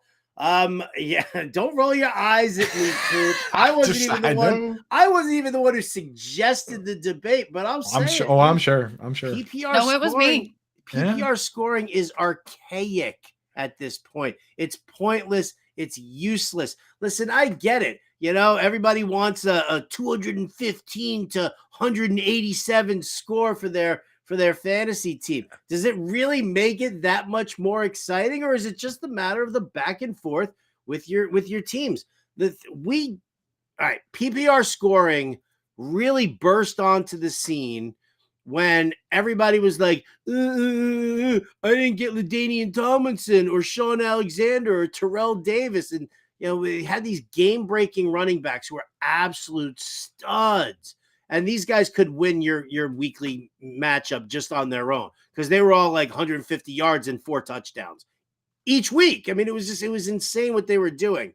So in order to counter that, the fantasy football community came up with 2 things. One was the 3rd round reversal, where that way that team who's, the team's picking at the tail end of the draft feel like in the 3rd round, they get that first pick in the 3rd round. And they feel like maybe that balances it out. But that really wasn't enough for everybody. And they've said that they wanted to go to PPR scoring, which, okay, fine. It increases the value of the wide receiver. It definitely does. And that kind of helped level things off. But here's the problem. We don't have Terrell Davis or LaDainian Tomlinson or Sean Alexander. There is not a single running back out there anymore. Maybe 2 years ago, Derrick Henry was that guy. But we don't have that anymore in this pass-happy NFL. So why are we still sitting here with elevated value for wide receivers, all right, and negative against the running backs who are being devalued by this way of scoring? So I think it's garbage. I think we're done with it. The game continues to evolve. The fantasy game should evolve with it. So if we've evolved and we've added the PPR scoring, we can certainly continue to evolve and remove it. Howard, I'm done. You make a lot of great points. You sure do. But here's the problem that you run into. Anytime you have a young child and you give them something like carrots, when at that age, carrots might be your favorite. right? Like you love carrots, and that's kind of what standard. That I hate the way this is going. That's kind of what standard fantasy football is. And then once upon a time, that kid is old enough for Halloween, and the kid has candy. And once that kid has candy, carrots suck. And that's what PPR is, man. PPR is the candy. Now, I'm willing to work with you here, Howard, because now I'm an adult and you make a lot of sense to me. And there are carrots that I do like, but you got to put some like brown sugar or some butter or something on there. So, because I can't just go back to carrots now, brother. So, here's where I'm willing to work with you. I'm willing to do either no PPR or maybe even like 0.25 PPR, but I need that extra brown sugar. So, I'm going to need in your league here, I'm going to need points for first downs, maybe points for big plays. How about this? This is a rule that I actually really like that we have in my hometown league. 35 return yards is a point. Right. And we actually enacted this rule as a Patriots hometown league because Danny Amendola kept returning kicks and punts and getting tackled at like the 10 or 20 yard line.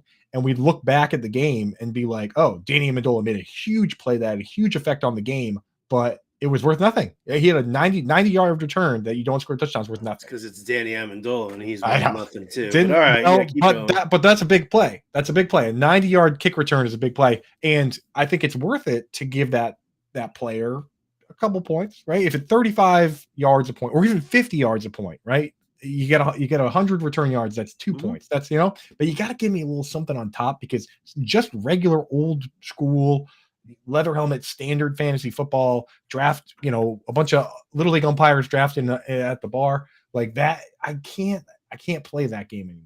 So it's got to be something else. Britt, are you willing to go back to the days of standard, or can we at least do like carrot cake? You know what I mean? Oh, carrot cake sounds delicious right Cream now. cheese frosting, so good. That's what the Scott Fish Bowl is this year, where it is just like a bowl of cream cheese frosting. Like yes, points for whatever. Who cares? No negative points either, right? Well, so I think that personally, I enjoy PPR, but I do think as a whole, as more people get into fantasy football, and we see it every year, more people joining their office leagues, more people do this. It's so easy to just be like, well, this guy gets a lot of targets. That's fine. I'm taking him.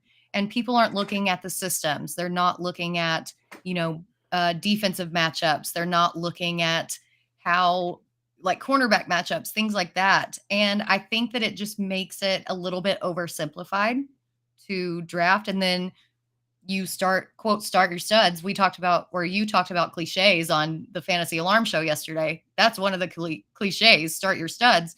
And then when one of the studs matches up with like a Sauce Gardner or Pat Surtain, people are bitching like, well, why didn't my stud get these points? Well, because you don't know the system and you're not researching the actual underlying game of football. You're just looking at numbers. And so I think that it's a lot more complicated than that. And people just tend to oversimplify it using PPR. And although we don't want people to be touchdown dependent, I think that's why we preach against touchdown dependency, is because PPR makes up for it. But why should, just some low ADOT guy catching, 4-yard passes equal the same amount as somebody who actually scores in real life? I have conflicting thoughts about it because I do enjoy PPR. But there are definitely some arguments on both sides. And I think that you both make very good points. I mean, I'm not, aside from what Scott Frankel says in the chat, I'm not looking to just go back to standard scoring. I'm looking to get it a little bit more exciting, but I'm looking to take away that aspect that you just said, Britt. Like, why, really, Randall Cobb, right? Maybe Randall Cobb plays 3 games with the Jets, and in one game he catches 7 passes for like 40 yards.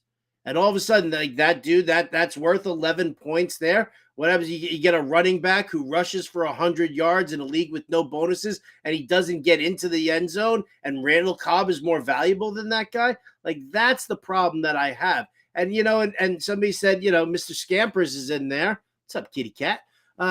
Talking about half-point PPR. And yeah, okay. I mean, it's a decent compromise, but I would rather I would rather take away the PPR aspect completely and do things like what Coop was suggesting, points for first downs, or something like that. That just it makes players, it increases the value of certain players at certain positions, but without just going over the top, especially because the NFL is so pass happy right now.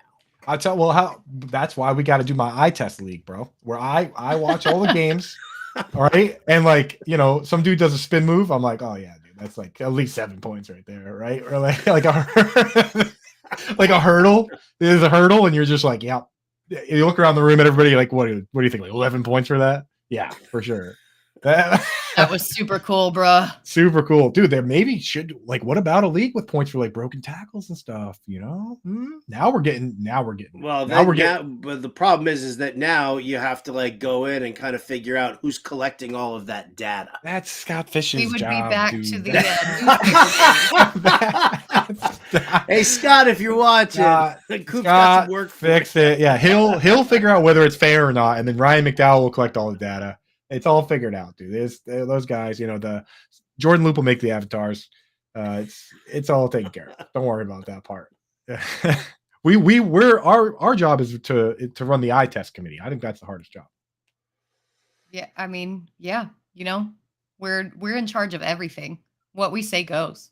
This is our show. What we say goes. I would have a problem though being in Coop's eye test league, because it sounds like you have to be in the room with him when scoring goes on.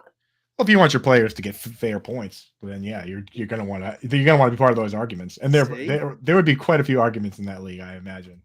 Join the premium Discord and debate Coop's eye test. Yeah, yeah. Good luck, dude. That's Find me on @CoopAFiasco. That's where I do my debating. Unbelievable. Eye test league.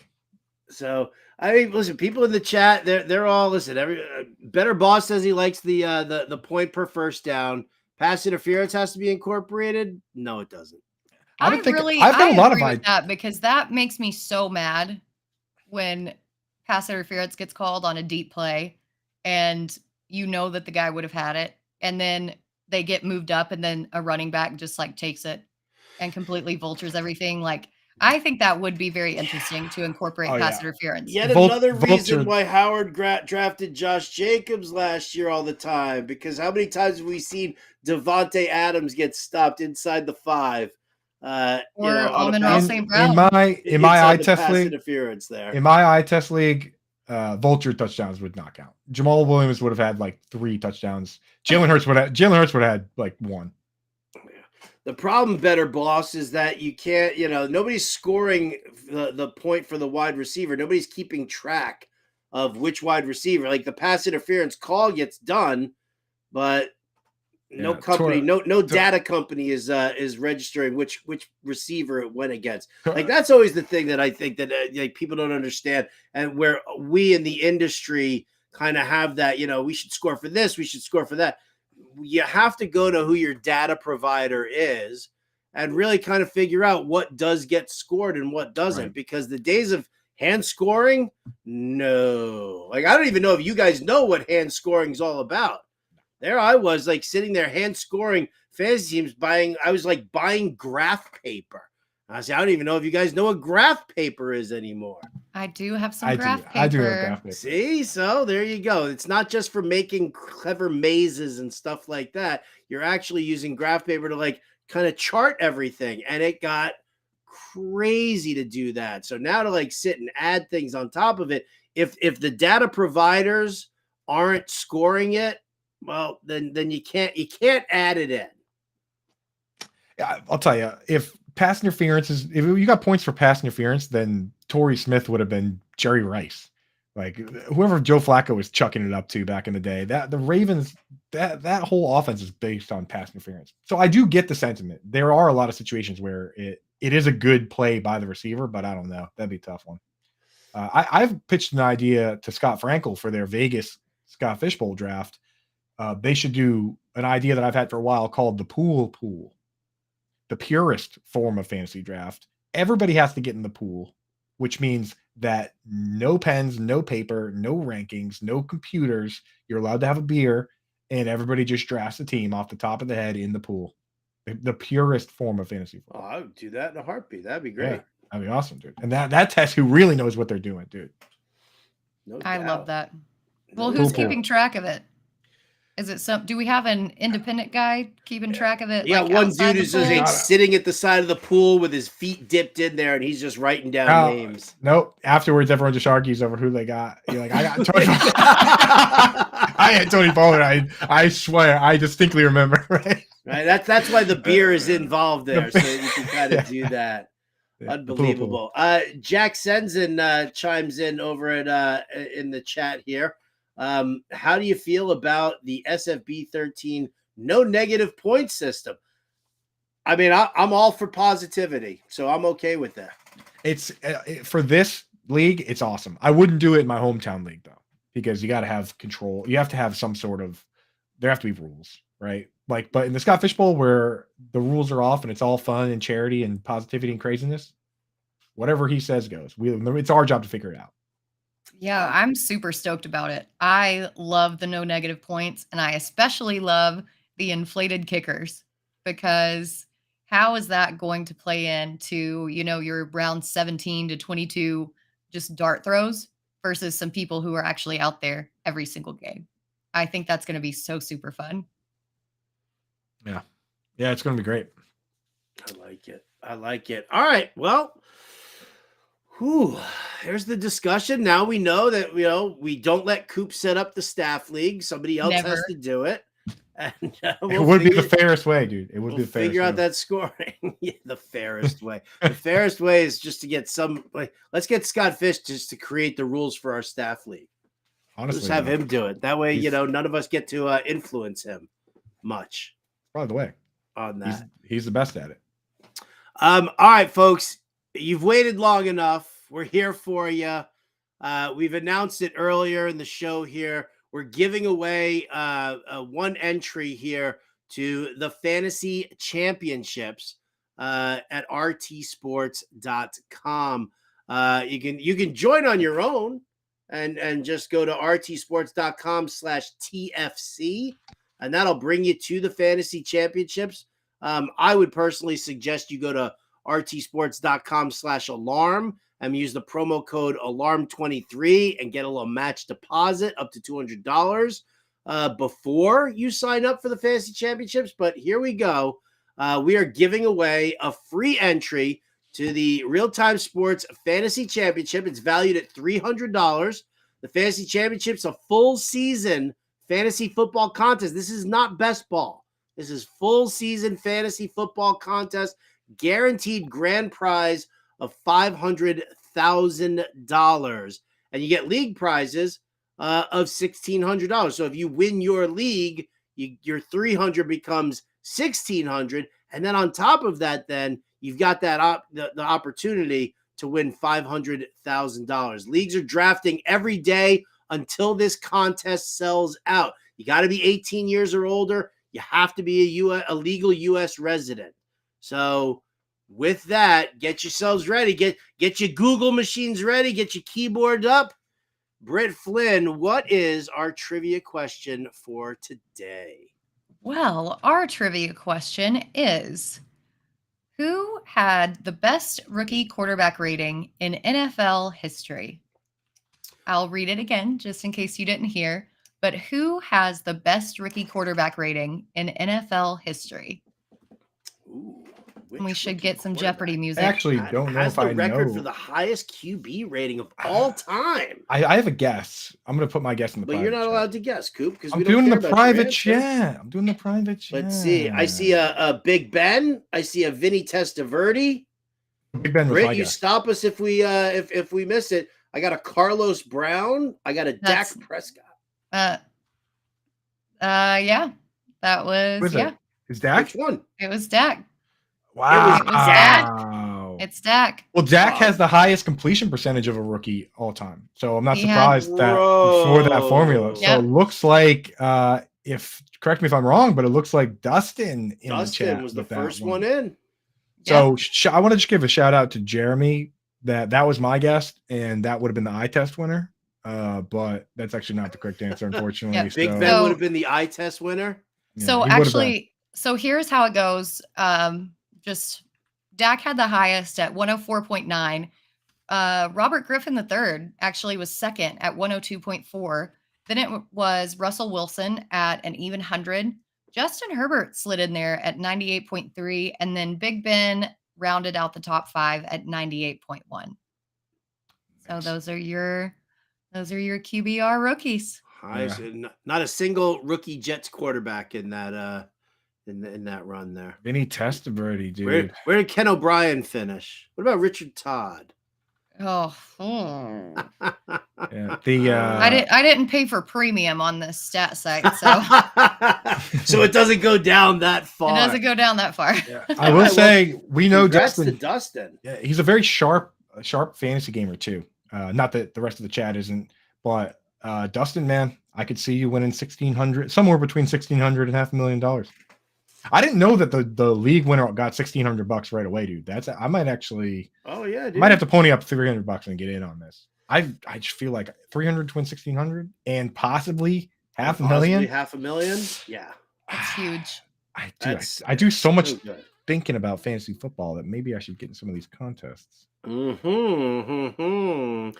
say that every year too. I'm like promoting all these contests. I'm doing them all, and I'm not doing them all. I'm like doing all the promotions for them. And then by the time I finally like sit down and say, well, I should probably, set up my entries, it's like sold out. Right. Yeah. These ones do sell out. Unlike the Best Ball Mania or whatever, like you can always get in that, but these ones do sell out. Oh, see, Dustin, thank you so much, right? Tipping your bartenders here. Look at that, dude. Tip you a little high five, Britt. Boop. Oh. We get some fist bumps. I love it. There it is. Britt, I actually didn't get one from you. She doesn't want to bump your fist, all right? Sorry, I'm multitasking. Okay? Bump your own fist there, Coop. All right, so again, congratulations to Dustin. And again, folks, we're going to be doing giveaways here on the Better Sports Network and Fantasy Alarm YouTube page throughout the days, throughout the week. I don't even know. Better Boss is like, he's got like a little stash hiding out there. And he's just like, you know what? You're going to do a giveaway. You're going to do a giveaway. He's like Oprah with cars right now. You're going to do a giveaway. So we're going to have a lot more of these. But again, get in the action on your own because Fantasy Alarm is partnered up here with RT Sports, and we're doing some great stuff together. So the Fantasy Football Championship, the Best Ball Championship, these are all where you want to be. Even the Pick'em contest, right? You love props. I've been doing videos in the morning for baseball props that you guys can find. But on top of that, once football season starts up, we're going to be doing some sick little prop contests over at rtsports.com. So get yourself over to rtsports.com/alarm. Use the promo code alarm23. You got 100% match deposit for first-time depositors up to $200. So right off the bat, deposit $200, get $200 for free. Use $300 of that to enter into the Fantasy Football Championships. You will not be disappointed. All right, looks like the show seems to be winding down a little bit here. So Coop, how about we venture off into the wonderful world of the subreddit Fantasy Football channel and hit us with some questions. What do we got today? Yeah, let's take a little peek at what these geniuses have cooked up for us. So this one actually, let's start with a borderline serious topic. Sometimes there's it can be a bit of a silly place, like spam a lot, but they do have some interesting thoughts every once in a while. This one I think is, especially this year versus many other years, I think this one is an interesting question. So user Tricknology asks, is best ball significantly affecting behavior in redraft leagues this year? And Britt, I'll go to you first on this one. Do you think the Pete Overzet personally is affecting redraft leagues with his amount of best ball that he's doing? I think that people overemphasize stacking in redraft leagues, and we've addressed stacking in some of our shows this week. I think that people don't realize that in a regular redraft league, when you have to set your lineup every single week, that it's kind of a liability having somebody in your starting lineup with the potential to get hurt, whether it be the quarterback or the wide receiver. If they don't perform as far as offensive efficiency, things like that, it's a much bigger liability than best ball when if they don't perform, then your next best guy goes in and it's no big deal. So I do think that people are emphasizing too much on stacking. I definitely think people are doing way too much stacking in regular leagues. And I think, yeah, best ball, that's the thing. Like, there are different strategies. And this is why I've always sat there, and I saw Scott Frankel make the comment that he misses the mock draft army. I miss the mock draft army. Rest in peace, gas doc. What's that? I said rest in peace to Andy Spiteri, the gas doc, man. Absolutely, he was man. A huge part of the whenever I hear mock draft, I think of the gas doc, man. That's how the mock draft army is how Andy and I first met, and I brought Andy into the family. It was just unbelievable. I remember the moment. I think it was who was there was a Pittsburgh wide receiver that we were cracking on, and he used to refer to him as buttered stones because his hands were made out of buttered stones. The dude dropped more passes around, and I just I heard that and just lost it. On that in a draft, said it was great, said I was stealing it from him. He was like, definitely take it. I brought it to the show. That was oh man, no, it wasn't Limas Swede. Oh my Swede. God. Like, who in the world would even think about drafting Limas Swede at any point? How deep of a league do you have to be in for that? But anyway, to the point here though of the question, I do think that people just, they've replaced mock drafts with best ball drafts, and it's a different strategy. It's a much different strategy drafting in a best ball. There's a lot more stacking. For me, I love taking a lot of running backs early and then just playing receiver roulette. I think that, a lot of people don't do that because, they see the top receivers going off the board and then they kind of freak out about it. But, if you're sitting there and you're drafting a best ball team, it doesn't matter. It doesn't matter how consistent your receivers are, how elite level you have a guy. You get your running backs, you lock in the very few bell cow backs who are out there, and then you draft 8 wide receivers, and all you need is 2 or 3 of them to pop off in a week. So it's kind of like what your strategy was, Coop, with the running backs in the mock draft. You're like, if I'm going to grab high-risk running backs, I'm going to grab a bunch of them because I only need 2 to pop off for me. And so in best ball, it's even easier because you don't even have to make the decision. It just happens for you. Exactly. And I'll add one last thing here, which is I think that so far I've seen it pushing up the value of quarterbacks. In best ball, in underdog, you have to draft 2 or 3 quarterbacks. And people have realized that, and in recent years, they've realized it's like a hybrid between redraft and superflex. You need 2, so getting one of the elite ones early pushes those guys up, and it's translating to redraft when it shouldn't. So that's one other spot where I think it's really leaking into redraft, and honestly, it's recognizing that is huge for us because we can see what guys are being pushed up and what guys aren't, and kind of fade them a little bit. So I'm not taking the quarterback in the second round, and I see people doing it just because you're doing it in best ball, and it's dicey.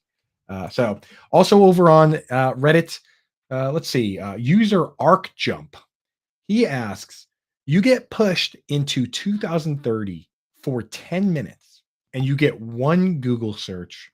What are you looking for? Howard Bender, in 10 minutes. I mean, one Google search takes 1 minute. I don't know what you're doing with the other 9 minutes, but you have one Google search to make, Howard, in the year 2030 to bring back with you. What do you got? Why am I still alive? I mean, dude, I definitely. If I'm making it to 2030, oh, come on. But it's only for 10 minutes. You get to come back. Yeah, you I come don't right back. want to be that old and alive at that time. Howard, if it makes you feel better, technically you actually might be dead, but you've time traveled to that time. I've time traveled. Okay, is Fish still playing? Is my wife still able to enjoy Fish shows? How about that? I like that. That's nice. Britt, what are you looking at? Man, I don't know. Oh, there are so many like weird conspiracies that I could ask that I think, are aliens real? Did we finally find the aliens? Oh man, but how disappointing would it I be if think the we answer know was that they no? are already, right? Well, that's why I'm saying, did we finally find them? Did we finally find them? The lizard people, the lady on the plane, all that stuff. Did we finally locate the lizard people? Dude, I imagine that's probably what you've been Googling like last night, drinking a couple, just like what? You got one, Howard? No, Sammy Coates. That was the Sammy receiver. Coates. Yes. That was the Howard, receiver. Howard gets to go to the future. He's got 10 minutes to Google, and he's searching for Sammy Coates. I did. That was what I was doing. I was like, you're like talking about the Google search. I'm like, buh, buh, buh, buh, buh. I Googled Andy Spiteri fantasy football perfect game. It was a beautiful article that he wrote when he was first diagnosed with pancreatic cancer. And he wrote that. But then so I did. So I wrote that. His article is number 1 on that search. And number 2 is Fantasy Alarm, Sammy Coates fantasy projections, stats, and news. So boom! Yeah. I see somebody else with the Martavis Bryant guess. Yeah, they did a couple failed Clemson receivers for the Steelers. Jeremy with the answer that any normal person would probably have: most lucrative investments of 2025, and just get rich. Although I might even pick 2023. I don't know if I imagine having that info and sitting there waiting. I would just look up the Powerball, or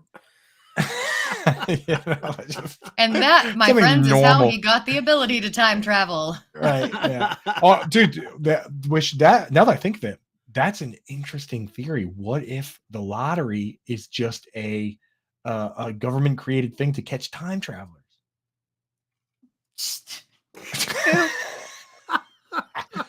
Be careful, everybody. That's a hell of a conspiracy theory. Careful out there. Y'all know that, like, when Coop rubs that lamp and the genie comes out, Coop's the guy who's like, I wish for 100 more wishes.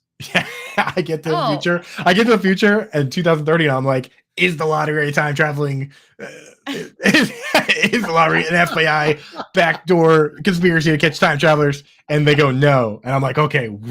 And then it transfers me back, and I don't have any information. And then all of a sudden, like, you try time travel back, and the feds show up at your door right then and there.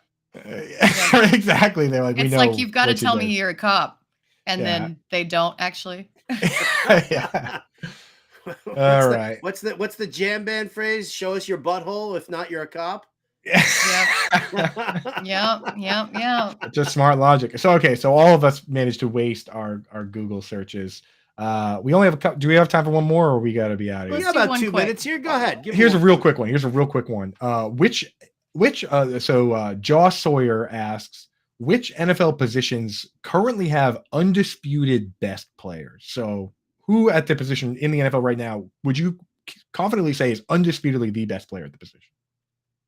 Britt? Wide receiver, right? No, which player? So for instance, with guard, I don't know if there's an undisputed best player, but at tight end, Travis Kelce is the undisputed. Are there any other positions that have one? I'm going Kyle Juszczyk at fullback. Ooh, that's a really good one. That is Patrick Ricard might pop in the chat and be like, wait a minute, dude. There's only that. I think that's a really good one, Britt. Justin Tucker at kicker. Yes, I think that's another good one. And he also has a voice of an angel. I'll throw out Trent Williams. I think at left tackle, I guess you could make arguments, but I don't know if I'd accept any argument against Trent Williams. He is so good, and he's so mobile that he can get out in front and like run block. So I would say Tucker. Aaron Donald from the chat. That's another good one. Mahomes. Yeah, but what about Mac Jones? What about Mac Jones? Now, on that note, we've got to get out of here. We thank everybody for tuning in. Hitting the like and subscribe button on YouTube would be a huge favor for us. For Britt, Flynn, Andrew Cooper, I'm Howard Bender. Have an amazing weekend. We're out of here.